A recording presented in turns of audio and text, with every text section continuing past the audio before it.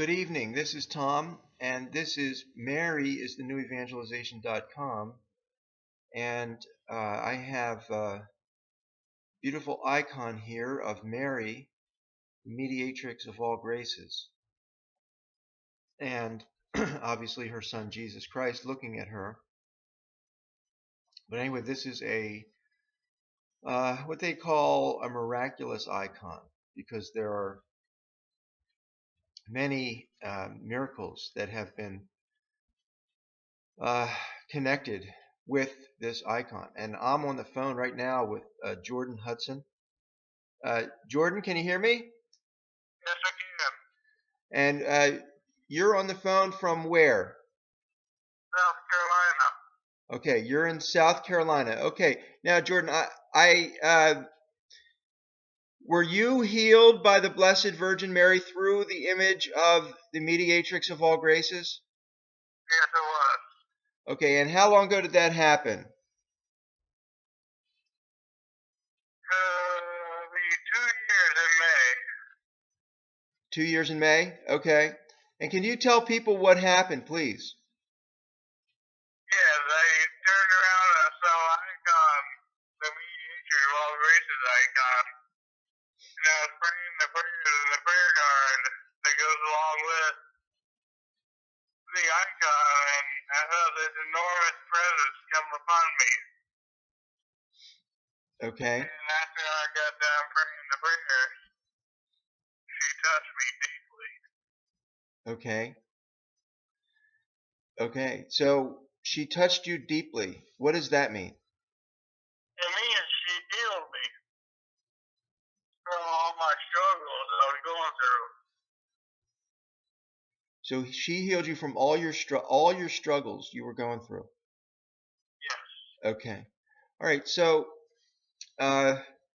there's a young recent college graduate from Franciscan University of Steubenville giving testimony to this icon. So I think what people have to understand is evangelization is reaching out. Okay, it's reaching out. It's going into other people's worlds and not just waiting for them to come into your world. You got to go into other people's worlds. And when you go into the other people's worlds, you go with the Blessed Virgin Mary leading the way. Okay? Because Jesus is the ultimate end. He is not the evangelist. Okay? Jesus is not the evangelist. We are the evangelists, and she is the chief evangelist, the Blessed Virgin Mary. So we have to follow her into the evangelization. People don't understand that. And what does she do? She leads people to her son, right? And what do? I lead people to her son, but they got to go through her. She's the chief evangelist, basically. That's pretty much how it's working here. So, the soul, once again, I'm going to go through that because a lot of people don't get it. The soul is the combination of the spirit and the body. That when the spirit and the body meet, it makes the soul. Okay, so we have a spirit, a soul, and a body. When at conception, when the body is formed, at least beginning, and then at that point, the guardian angel brings the spirit into the body at conception, and the soul is formed. That's how it works. There's a guy named Watchman Nee. Watchman Nee, N-E-E. He wrote all about it. He's the best one I've seen so far in really explaining, how that works. So for these people to believe that the soul comes into the body at 120 days and you can abort up until 120 days, that is probably the worst heresy ever spread in the history of humanity. Okay? The worst heresy ever spread in the history of humanity saying that the soul comes into the body at 120 days. So go ahead and abort yourself to death up until 120 days. And you're going to call yourself a spiritual man. Wow. Wow. Oh my goodness gracious. How could you spread such lies? How could anyone spread those kind of lies?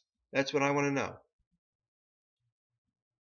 That's what I would like to know. How can anyone spread those kind of lies? Because you read it somewhere? I can't even find any sources that would say such a thing. Okay, so I don't know where you're getting your info from, but it has caused a lot of pain and suffering in abortions. So all the candy, while it tastes real good, guess what? These women are still clueless about when life starts. And that's unacceptable. That's completely unacceptable. So I hope, if you're watching this tonight, you will let the mediatrix of all graces open your eyes and your heart. You open all the heart chakra, right? Okay, open it up a little more and let the Lord Jesus, the unborn baby, come in. Okay, so there you have it. And there's much more to come. God bless.